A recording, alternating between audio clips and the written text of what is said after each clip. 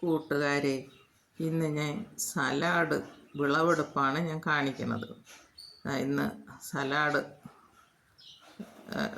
വിളവെടുത്ത് മഴയായിരുന്നു, രാവിലെ മഴ.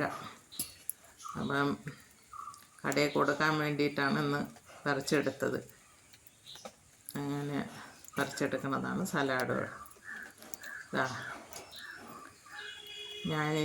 ഇത് വെള്ള സലാഡാണ്. ഇതിൻ്റെ ഇനമൊന്നും എനിക്കറിയില്ല.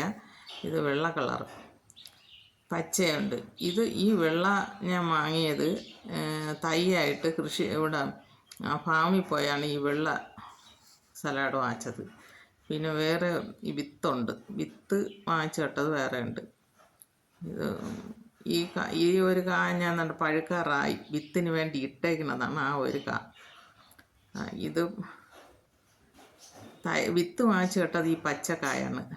അതാണ് ഒത്തിരി നല്ല വിത്ത് വാങ്ങിച്ച് പാവി പൊടിപ്പിച്ചതാണ്. വലിയ കായമാണ്, പാവിയാണ് ഞാനത് പൊടിപ്പിച്ചതാണ്. അതിപ്പം കായ്ച്ച് തുടങ്ങിയതേ ഉള്ളൂ. മറ്റത് ഇതിൻ്റെ പുറത്ത്, രണ്ടിൻ്റെയും പുറത്ത് ഒരുമാതിരി മുള്ളുപോലെ ഇരിക്കുന്ന രണ്ടും ഒന്നുപോലെ തന്നെ. അരം പോലെ ഇരിക്കണോണ്ട് കായ്ച്ചേര ശല്യം ഇത്തിരി കുറവുണ്ട്. അങ്ങനെ ഇത് എല്ലാവർക്കുമൊക്കെ നട്ടുപിടിക്കാം. നമുക്കിപ്പം നമ്മളെ ആവശ്യത്തിന് എടുത്തിട്ട് മിച്ചമുള്ളത് കൊടുക്കാനും വരും. ഇതിപ്പോൾ എനിക്കിന്ന് 3 കിലോയ്ക്ക് വേണ്ടി കിട്ടി. ഇതുപോലെയൊക്കെ നട്ടെടുക്കാൻ വളരെ എളുപ്പമാണ് ഈ സലാഡ് നട്ടുപിടിപ്പിക്കാനായിട്ട്.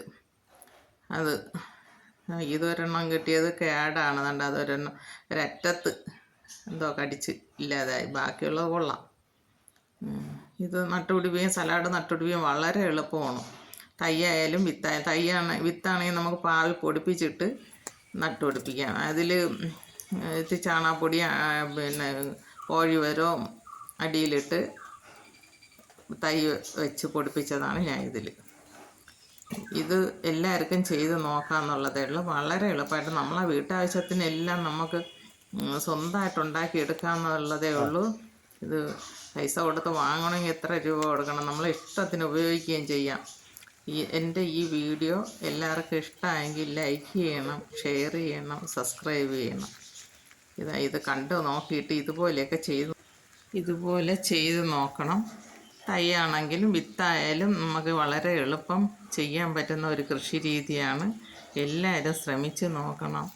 ഇത് എല്ലാ വീട്ടമ്മമാർക്കും പറ്റിയ ഒരു കൃഷിയാണ് ഈ സലാഡ്.